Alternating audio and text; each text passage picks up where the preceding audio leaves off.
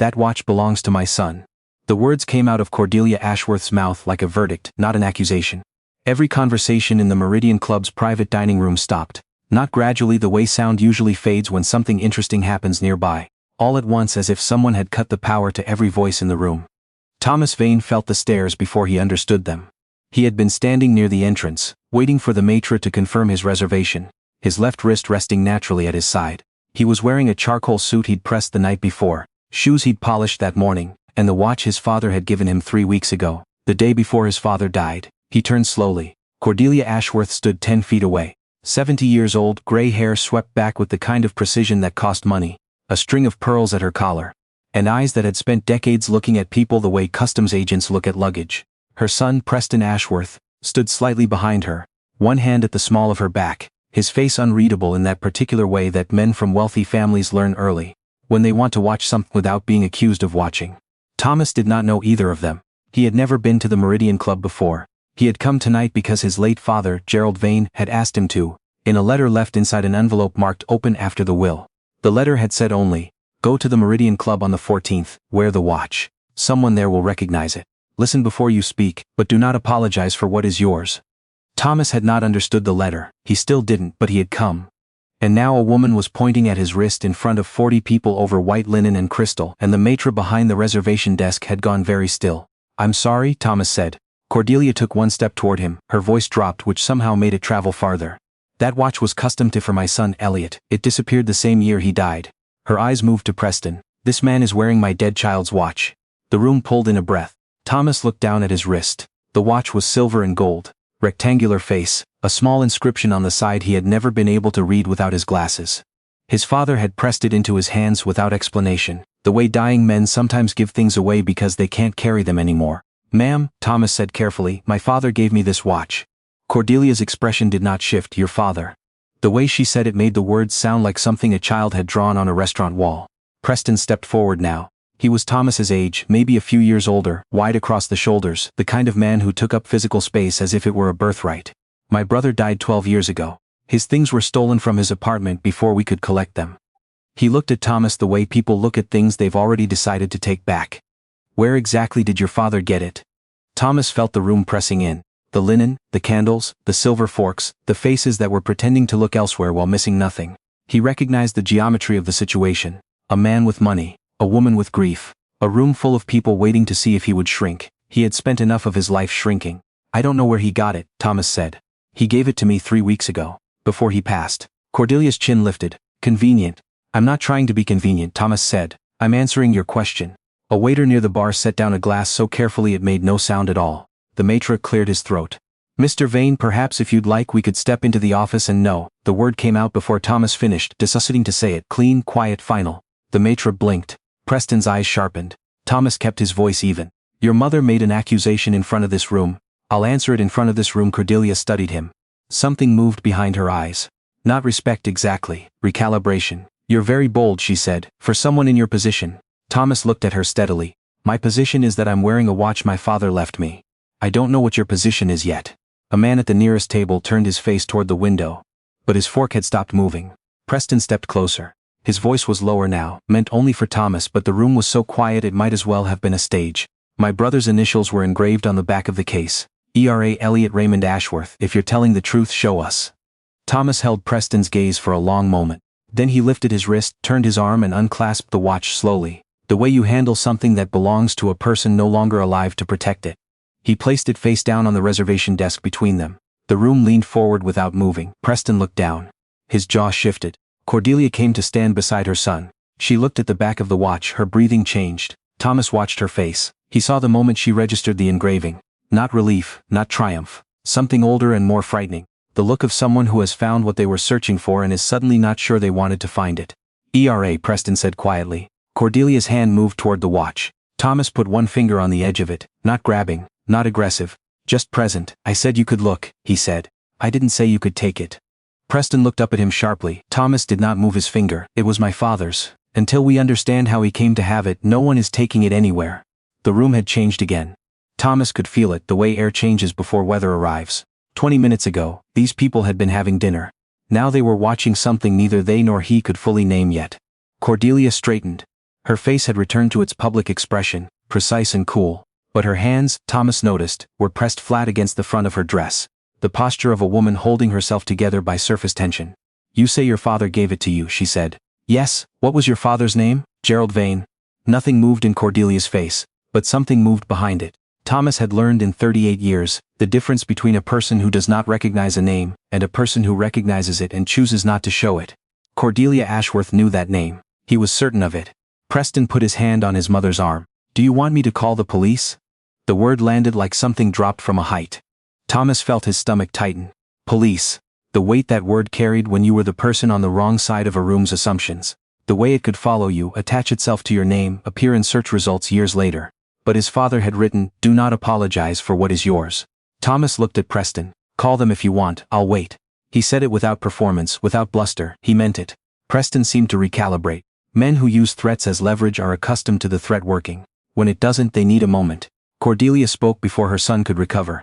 "Gerald Vane," she said again, as if tasting each syllable for something hidden inside it. Where was he from? Macon, Georgia. He moved to Atlanta in his 30s. He worked in building restoration for 30 years. Something went quiet in Cordelia's eyes, not blank. Quiet. Thomas pressed gently. "Did you know him?" "I knew of him," she said. The distinction was careful, too careful. Thomas turned to face her more directly. Behind him, he could hear the soft sound of someone at a nearby table setting down their silverware and not picking it up again. "My father left me a letter," Thomas said. "He told me to come here tonight, to wear this watch, and to listen before I spoke. He said someone here would recognize it." He held Cordelia's gaze. "I think that person is you." The room seemed to contract around that sentence. Preston turned to his mother. "What does he mean?" Cordelia's lips pressed together. The pearls at her collar caught the light. She looked suddenly like a woman who had walked into a building expecting one thing and found the load-bearing walls in a different place than the blueprint showed. "This is not a conversation for a lobby," she said. Thomas shook his head. "With respect, your mother made it a lobby conversation." Cordelia looked at him for a full 3 seconds. She simply looked. Then something in her expression shifted. Not surrender. Recognition. "Sit down, Mr. Vane," she said quietly. "So would I," she said. "But what I need to say will take more than a moment." The matron appeared at Thomas's elbow. Thomas looked at him, then at the room, at the people who had come here for dinner and were now sitting inside the wreckage of someone else's history. He picked up the watch from the desk. He held it in his hand where he could feel it, where no one could reach it without his knowing. Then he nodded. They moved to a table at the far side of the dining room. Not the office. Not a private room. Thomas had said what he meant. This had started in public. It would not be resolved in a back corridor where no one could witness what was said. A small table near the window, 3 chairs. The city lights ran gray and orange along the glass outside. Cordelia sat first, Preston next, Thomas last. With the watch still in his hand, a server appeared. Cordelia waved her away without looking at her. Preston leaned forward, elbows on the table. "Start explaining." Thomas set the watch on the table between them. "You start. You know something about my father. I want to know what." Preston's jaw tightened. Cordelia put one hand on her son's wrist before he could answer. "Elliot and your father knew each other," Cordelia said. Thomas kept his expression steady though his pulse moved. "How?" Cordelia folded her hands. It was the gesture of a woman accustomed to controlling what her body showed. "Elliot was my younger son. He was not like Preston. He was not interested in the firm or the family board or any of the things we had built. He was interested in buildings." A pause. "Old buildings, historic ones. He wanted to restore them." Thomas felt something shift beneath his ribs. Cordelia continued. "He spent 2 years apprenticing with a restoration firm in Atlanta. He was very young, 23, 24. Your father ran that firm." The room outside their table continued its performance of normal. Candles burned, ice settled in glasses. At the far end, a couple laughed at something and no one here turned to see what was funny. "I didn't know that," Thomas said. "No?" Cordelia said. "I don't imagine you did." Preston was watching his mother now with an expression Thomas recognized. The expression of a child, regardless of age, realizing a parent has been carrying something they were never shown. "They were close?" Thomas asked. Cordelia's hands tightened slightly over each other. "They were close." She said it simply, without decoration. "Gerald Vane treated my son like he mattered. Like his ideas mattered. Elliot would call me sometimes from Atlanta and he would say, 'Gerald, let me lead the whole first-floor restoration today, mother.' Gerald said I had a better eye than anyone he'd hired in 20 years. Her voice stayed even but the words slowed. I didn't understand at the time what that meant to Elliot. Our family had never said things like that to him." Thomas looked at the watch on the table between them. His father had been a man of few words, but every word was chosen. Gerald Vane had a way of watching people work and then saying exactly the thing they needed to hear. Thomas had grown up under that quality and hadn't thought to name it until this moment. "What happened to Elliot?" he asked. Preston looked at his mother. Cordelia looked at the window. He was killed in a car accident, she said. He was 26. He had been back in Memphis for 3 weeks visiting for the holidays. Her voice did not break. It slowed instead, the way rivers slow around large stones, having learned the shape of grief the way water learns the shape of rock. He never made it back to Atlanta. Never made it back to the project he was working on with your father. Thomas was quiet for a moment. Outside, a car moved slowly along the street below, its headlight sweeping the window glass. I'm sorry, he said. You sound like you mean that, Cordelia said. I do. She looked at him then fully, the way she had not looked at him since they sat down. Gerald came to the funeral, she said. I didn't know who he was at the time. A man from Atlanta with dusty shoes who stood in the back and cried. I remember thinking he seemed too broken for someone Elliot had only known 2 years. A long pause. I understand it better now. Preston turned to his mother slowly. You never told me someone came from Atlanta. There were 140 people at that funeral, Cordelia said. I didn't know everyone's name. Thomas turned the watch over in his hand. ERA on the back, the engraving worn at the edges from years of handling. Did Elliot give my father this watch, or did my father? Elliot gave it to him, Cordelia said. The speed of her answer told Thomas she had been waiting for that question. I know, because the watch was a gift. We had it made for Elliot's 21st birthday. Custom case, the engraving, everything. Her voice dropped.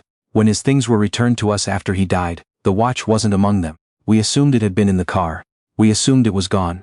Thomas set the watch flat on the table. Cordelia looked at it the way you look at something that has been missing for 12 years and returned wearing someone else's history. Your father kept it, Preston said. His tone had changed. The sharp edge was still there, but underneath it now confusion. Grief of a different shape. Thomas said. And he made sure it came to me when he died. And he made sure I came here tonight. He looked at Cordelia. He wanted me to find you. He wanted something to be said. I think you know what. Cordelia's hands unfolded in her lap. For the first time since they sat down, she seemed uncertain how to hold them. Your father called me once, she said, about 4 years after Elliot died. I was not kind to him. I told him he had no right to grieve my son.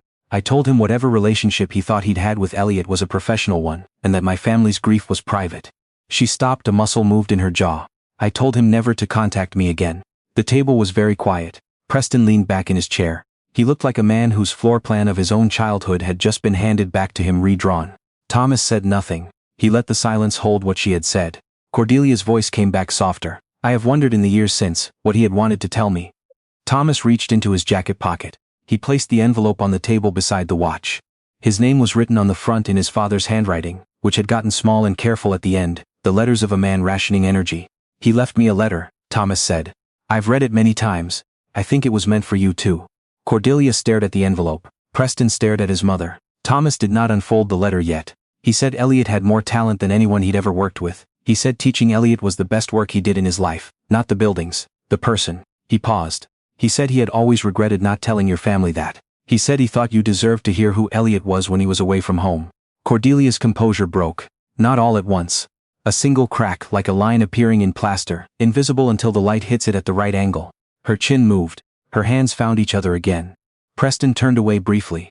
His shoulder blades pressed back against his chair. Thomas felt the weight of what was happening and did not try to lighten it. Some things are supposed to be heavy. That was how you knew they mattered. He said the watch was a gift between people who built things together. Thomas continued.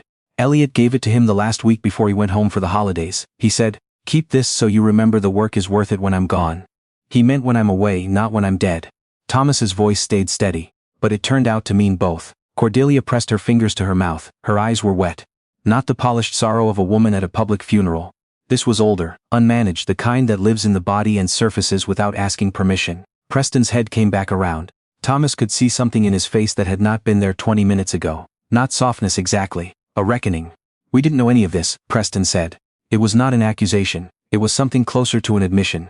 I didn't either, Thomas said, until 3 weeks ago. Cordelia lowered her hand. She looked at the watch and the letter beside each other on the table. Two objects that had traveled 12 years through silence to arrive at this white tablecloth. I called your father a stranger, she said. Her voice was barely above a whisper.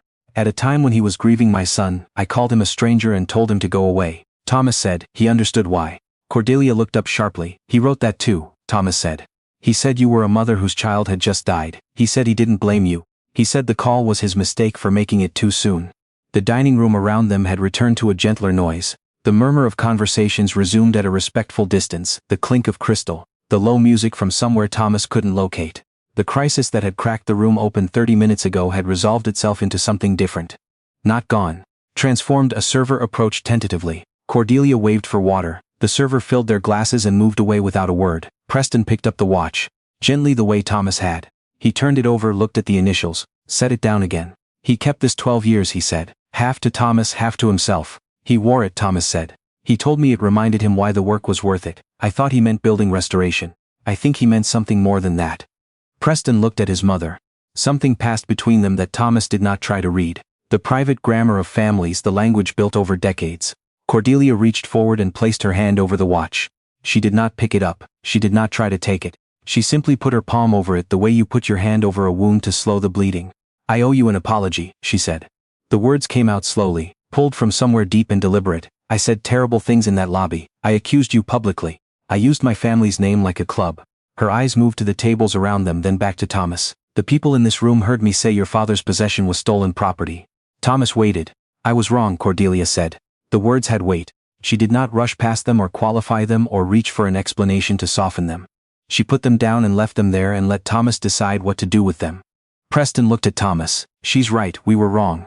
Thomas looked from the son to the mother. He thought about his father in a funeral home in Memphis wearing dusty shoes, standing in the back of a room full of grief that didn't know his name.